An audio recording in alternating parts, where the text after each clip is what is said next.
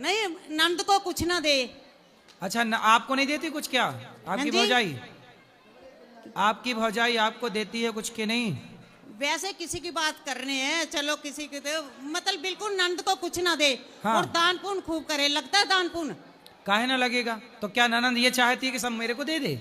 नहीं नहीं, कुछ तो ये ननंद नहीं भी है। बड़ी लोभी है मतलब। थोड़ा बहुत तो जैसे लेके आई, थोड़ा सा तो उसको नंद का देखो घर में बिल्कुल ही खाली थोड़ा भेजना चाहिए। हाँ थोड़ा बहुत देना हाँ, चाहिए। यही कहती हूँ। और दान पुण्य खूब करे, वो लगता है दान पुण्य। लगता है। लगता है ऐसे।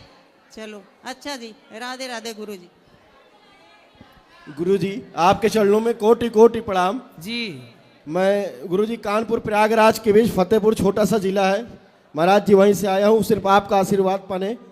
और महाराज जी बस छोटी सी बात कहूँगा, आपने जो बागेश्वर धाम सरकार जो आप लोग सनातन धर्म पग यात्रा निकाले उसके लिए आपको बहुत बहुत धन्यवाद महाराज जी। और आपको कोटि कोटि प्रणाम महाराज जी। ऐसा ही सब लोग महाराज सनातन की आप सर क्या कहूँ, बस महाराज जी आपको मेरा कोटि कोटि प्रणाम। खुश रहिए। राधे राधे आएंगे गुरुजी। आशा रख पगली।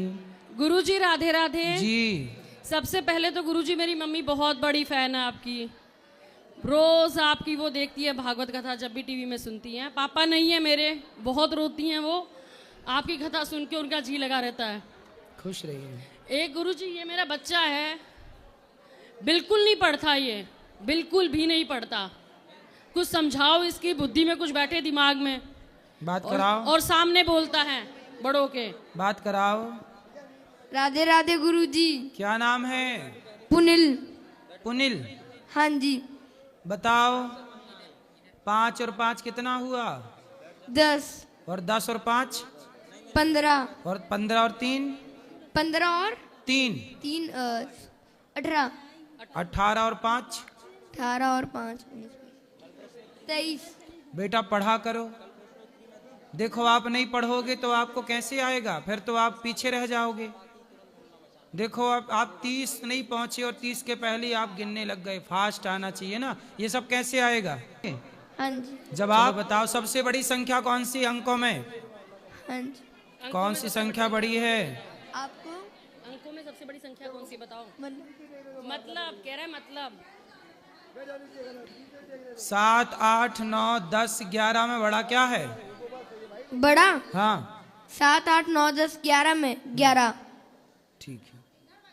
तो तो आपको गुरुजी सामने बोलता है, ये भी बोलो इसको। ठीक है, कोई बात नहीं। बोलने तू सामने, अच्छी बात है। सामने जवाब देते हो अपनी माँ को? हाँ, जबान लड़ाता है। आप मुझे मारते हो। हम गुरुजी राजस्थान से चंडीगढ़ आए हैं इसकी पढ़ाई के लिए, इसकी सिर्फ एजुकेशन के लिए, कुछ बन जाए, फ्यूचर बन जाए। फिर हम दुश्मन लगते हैं गुरुजी इसको अपने। क्यों माँ दुश्मन हो गई? बात कराओ, माँ दुश्मन क्यों है बताओ। मारती है और डांटती है।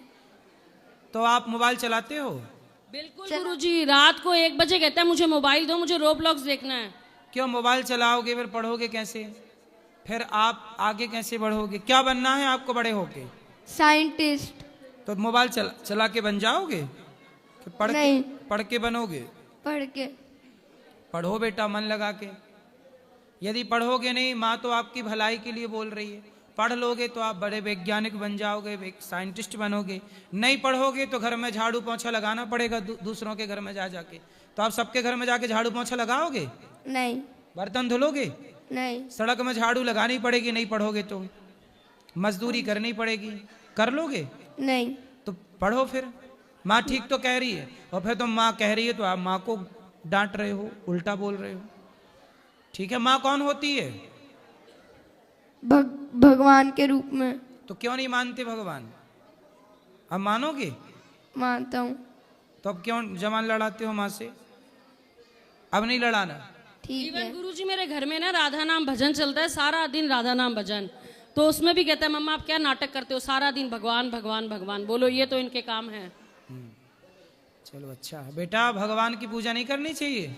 करनी चाहिए। क्यों करनी चाहिए? सद्बुद्धि मिलती है। तो फिर आप करो। करता हूँ। ठीक है, चलो। राधे राधे गुरुजी, श्री जी हरिवंश। जी जी।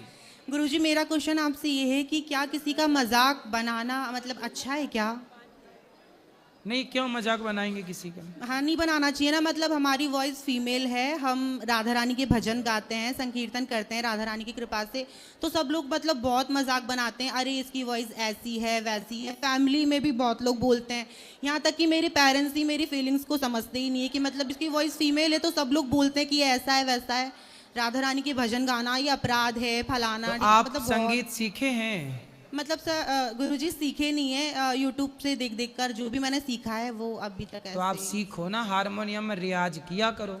हाँ सुर गुरुजी साधना रियाज किया करते करो। हैं, करते हैं तो जब करोगे तो आपकी आवाज जैसी है वैसी में आप आगे बढ़ोगे, क्या दिक्कत है? गुरुजी मेरी वॉइस ही फीमेल है, अब बताओ मैं क्या करूं, मतलब बात करते हैं तो भी फीमेल वॉइस है, गाते हैं तो भी। मैं आपको एक लाइन सुनाकर बताऊं भजन हाँ, राधा सुनाओ। रानी का। छाए काली घटाए तो क्या, तेरे आंचल के नीचे हूँ मैं, आगे आगे वो चलती मेरे, अपनी श्यामा के पीछे हूँ मैं, राधा रानी को समझा दो, मतलब मेरी फीलिंग समझती नहीं है, मेरा ड्रीम है सिंगर बनना, लेकिन वो समझते ही नहीं है। अच्छी है आपकी आवाज, बहुत अच्छी है। मेरी फैमिली के लिए कुछ बोल दो ना कि समझे, मतलब बिल्कुल नहीं समझते हैं गुरुजी। तो क्या कहते हैं उन लोग? बोलते नहीं ये आ चिल्लाता रहता है, मतलब रियाज करते हैं गुरुजी तो मतलब ऊंचा स्केल पे गाना पड़ता है तो ना। संगीत सीखने वालों को तो लोग नहीं समझने वाले तो पागल ही कहते हैं ना। हाँ, तो वो अपनी जगह सही है, क्या करोगे? वो समझते नहीं है ना। संगीत वाले जब आलाप लेते हैं तो लोग उनको पागल ही समझते हैं। अब शास्त्रीय संगीत वालों को लोग कहाँ समझ पाते हैं, सब थोड़ी समझते हैं। खग जाने खग की भाषा।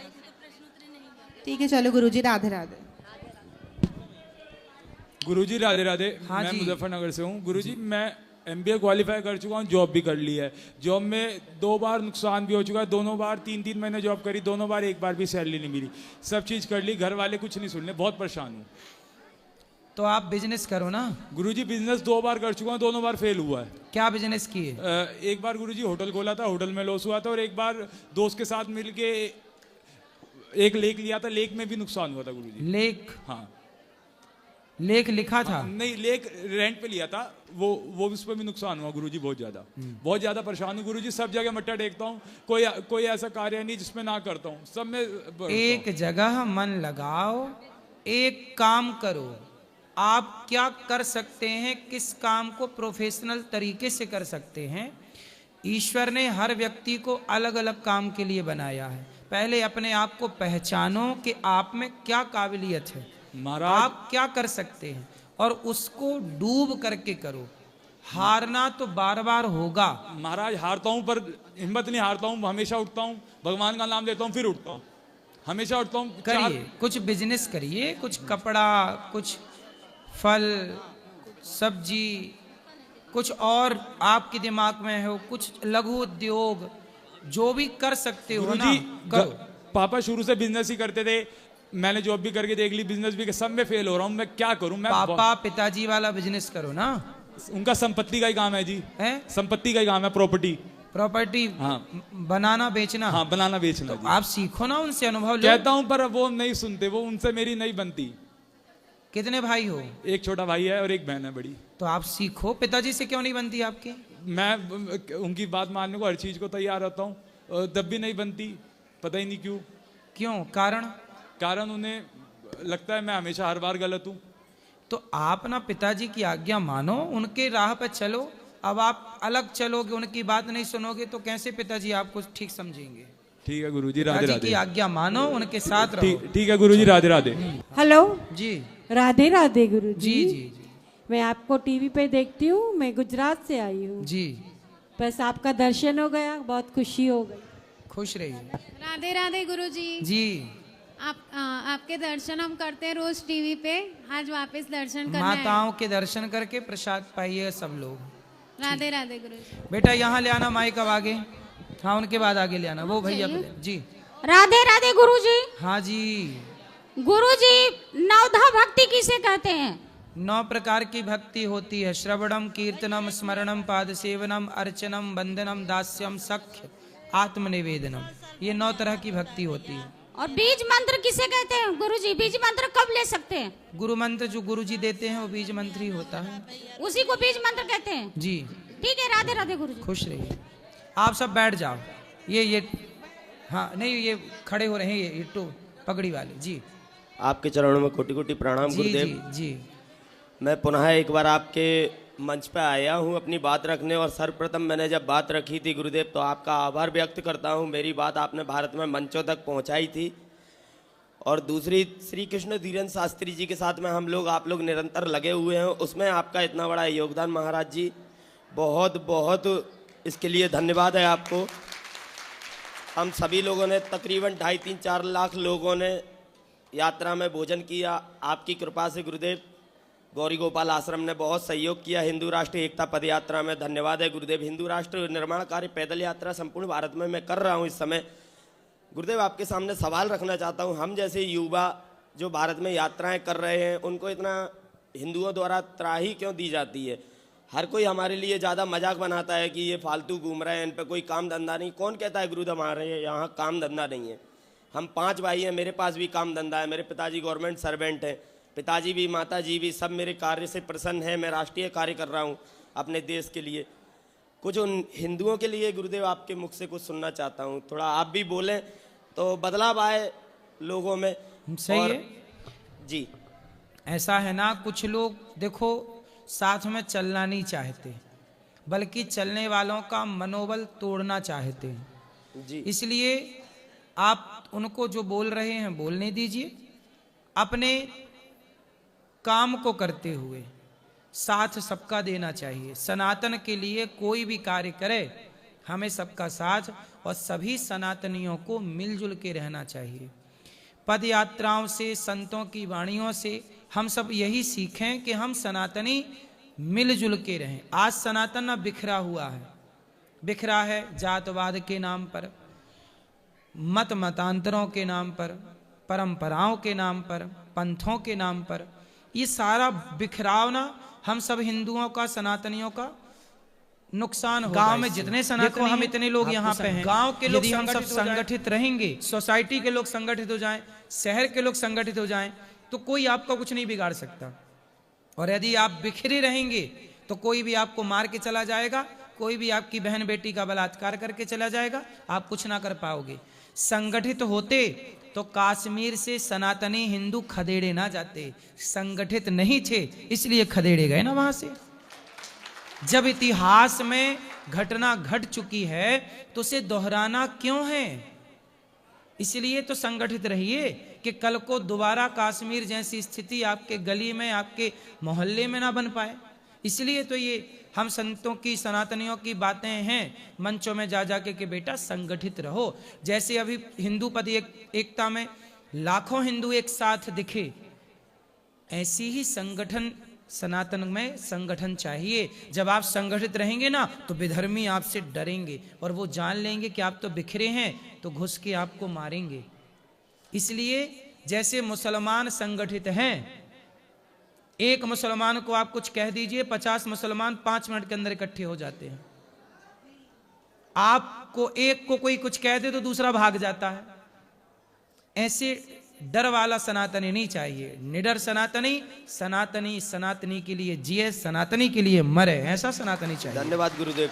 गुरुदेव मैं 4 जनवरी 2024 से संपूर्ण भारत पद यात्रा कर रहा हूँ। ग्वालियर मध्य प्रदेश से, अयोध्या जी से मैं ऊर्जा धाम, बागेश्वर धाम, चित्रकूट, खाटू श्याम, मथुरा, वृंदावन, हरिद्वार, ऋषिकेश होते हुए यात्राएं भी करिए, एकजुटता का संदेश भी दीजिए और पैसा भी कमाइए, काम भी करिए। मैं जानना चाहता हूं गुरुदेव जी, पिछली बार मैंने आपके यहाँ मंच पे आके वक्फ बोर्ड को हटाने के लिए बात रखी थी, मथुरा, वृंदावन, मथुरा में इस बार जानना चाहता हूं गुरुदेव जी, भगवान का मंदिर कब तक बन जाएगा? बनेगा। अब सनातन संगठित हुआ है ना, तो इस संगठित की आवाज दूर तक जाएगी और जल्दी से भगवान कृष्ण आएंगे। धन्यवाद गुरुदेव जी। पुनः आपके श्री चरणों में नमन गुरुदेव। गुरुदेव को चरणों में इस दासी का प्रणाम। जी गुरुदेव, मुझे ये पूछना है कि अपनी जो परंपरा है, मुझे पूरी रामानुजाचार्य से आप तक का पूरा डिटेल्स चाहिए था। ठीक है, वो हम दे देंगे। और गुरुजी, हमारे यहाँ कभी यहाँ के ही संत गए थे, मलुक पीर जी के शिष्य बोल रहे थे, वो आपके लिए इतना अनुचित वर्ड बोल रहे थे तो मुझे तकलीफ हुई। मैंने उनसे बोला तो क्या मुझे वैष्णव अपराध लगेगा? नहीं, जो निंदा करता है साधु कभी निंदा नहीं कर सकता। मैंने उनके लिए मतलब उनसे बुरा बोला तो क्या मुझे यदि साधु है तो वो कभी किसी की निंदा नहीं करेगा। निंदा कर रहा है तो वो साधु नहीं हो सकता, ये याद रखिएगा।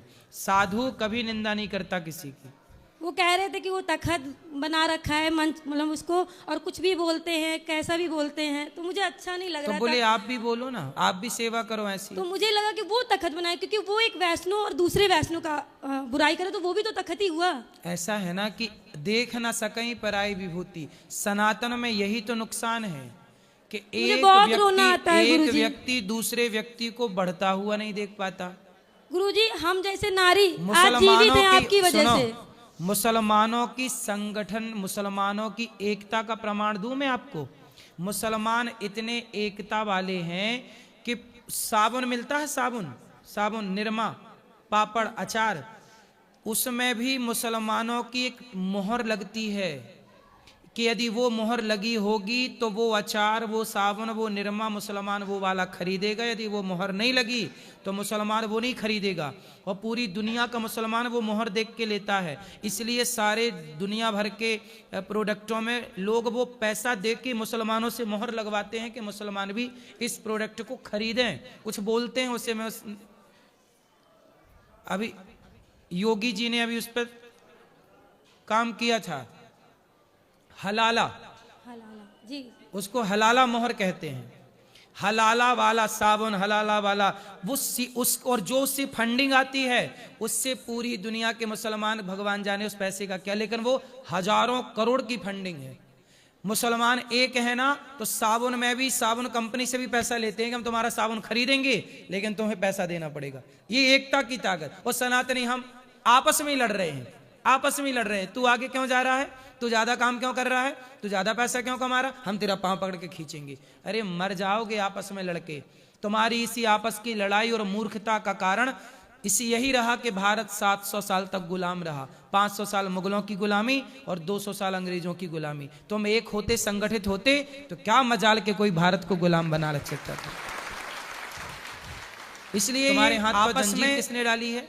एक कर लो काम, तुम भी तरक्की करो, लेकिन नहीं, तरक्की देख के जल रहे हैं। इसी जलन का फायदा दुनिया उठाती है और तुम्हें मार के चली जाती है। वो समझते हैं कि तुम्हें तो आपस में लड़ाना आसान है, इसलिए गुलाम रहे बेटा। एक सनातन इकट्ठे होते ना, क्या मजाल किसी की घुस जाए यहाँ पे। महाराज जी, जैसे हमारे यहाँ वृंदावन के और संत हैं, उनके जो शिष्य हैं, जैसे वो बताते हैं कि हमारे ठाकुर को आप स्पेशल दर्शन करो। कोई कहता है आपको हम स्पेशल ये करेंगे। आप हम लोगों को कब स्पेशल फील कराएंगे? हम आपके इतने सालों के 6 साल हो गया आपसे चलिए। मुझे लगता है कि मैं भी स्पेशल फील करूं, मुझे नहीं क्या स्पेशल फील करना? मुझे आपकी चरण सेवा करनी है। मैं 4-5 दिन से चक्कर लगा रही हूँ। हमारे चरण क्या नहीं, स्पेशल मुझे है? करनी है भगवान के, भगवान श्रीमन नारायण में मन लगाओ, यही स्पेशल भाव। आपकी भी करनी है महाराज जी। देखो ऐसा है, आप क्या चाहते हैं कि पाखंड बढ़े? नहीं, मैं अपनी पूजा क्यों कराऊं? नहीं, मैं तो भगवान का दास गुरु हूं। पूर्णिमा पूजा में भगवान की होनी चाहिए। मैं गुरु पूर्णिमा में आ नहीं पाती। मेरी पूजा नहीं होनी चाहिए जी। मेरी पूजा क्यों होगी? भगवान की पूजा। हम तो भगवान के दास हैं, आप शिष्य हैं, आपका भाव अच्छा है, लेकिन मेरी आज्ञा है आपके लिए कि जितना मन आप भगवान में लगाओगे उतनी प्रसन्नता मुझे होगी कि इसका मन भगवान में लगा। गुरु पूर्णिमा में आ नहीं पाती, इसलिए मैं चाह रही थी पादुका पूजन कर लूं, बस एक बार, यही बस इच्छा थी। जैसे मन। महाराज जी, मेरा पुत्र आपको एक गुल्लक देना चाहता है अपने हाथों से। ठीक है, यहाँ भी ले आना माइक। राधे राधे जी। हम मेदिनीपुर से आया। कहाँ से? मेदिनीपुर। बताओ मेरी माँ। हम साइकिल से यात्रा कर रहा। जी, साइकिल से यात्रा कर रही? साइकिल से आया। ठाकुर जी है, खुश रहिए, मैं अच्छे हैं आप। हाँ। ठीक है, यहाँ ये धन्यवाद। देखो बच्चे ने ये सेवा की, खुश रहो।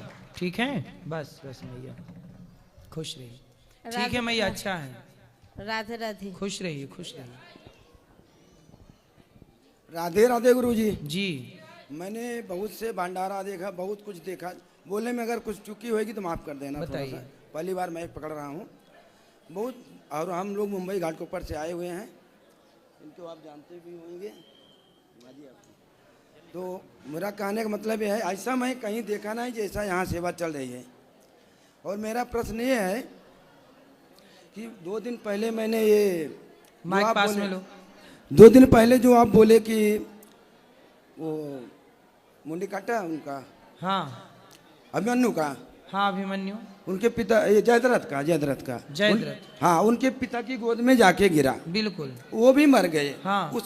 मुझे उसके बारे में जानना चाहिए। उनका वरदान था कि मेरे पुत्र को जो मारेगा वो मर जाएगा, परंतु यदि मेरे पुत्र का सिर मेरी गोद में आके गिरेगा तो हम दोनों मर जाएंगे। ऐसा उनका वरदान था। ठीक है कि जमीन पे सिर नहीं गिरना चाहिए।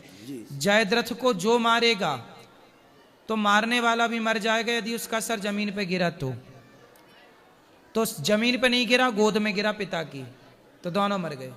ठीक है सर। और एक और ऐसा है, एक रामायण में है जो माँ का, पिता, भाई का, गुरु का, भरत जी ने बात नहीं माना, सिंहासन पर नहीं बैठे। ठीक है, तो धर्मराज युधिष्ठिर बोलने में मेरे से थोड़ा वो हो रहा है, आप समझ जाइए। तो उन्होंने इतना बड़ा धर्म के सबसे बड़ा धर्म यो थे युधिष्ठिर, तो उन्होंने माँ की बात मान करके वो उनको जो 5 भाइयों ने उनको अपनाया, जो द्रौपदी थी, हाँ, तो वो माँ की बात क्यों मान गए? हाँ, ये लोग नहीं माने, भरत ने नहीं माना। क्योंकि राम जी तो बात माने ना माँ की। हाँ, राम जी माने जी। तो राम जी के रास्ते पर युधिष्ठिर जी चल रहे हैं। ठीक है, इसलिए उन्होंने बात मानी। और द्रौपदी को भगवान शिव का वरदान था कि तुम्हारे 5 पति होंगे, इसलिए द्रौपदी के 5 पति हुए, क्योंकि शिव जी का वरदान था। द्रौपदी ने तपस्या की, शिव जी से कहा कि मुझे पति दो, ऐसा पति दो कि धनुर्धर हो, बड़ा बलवान हो, बड़ा सुंदर हो, बड़ा जानकार हो, बड़ा धर्मज्ञ हो। 5 बार पति पति कहा। तब भगवान शिव ने कहा कि तुमने मेरे से 5 बार पति कहा, इसलिए तुम्हारे 5 पति होंगे, और एक में ये सारे गुण नहीं होंगे, सारे अलग अलग होंगे, इसलिए 5 पति। और सर छोटी सी एक बात और, बोलो। जब मारीच के पीछे पीछे राम गए, ठीक है, राम ने बाण मारा,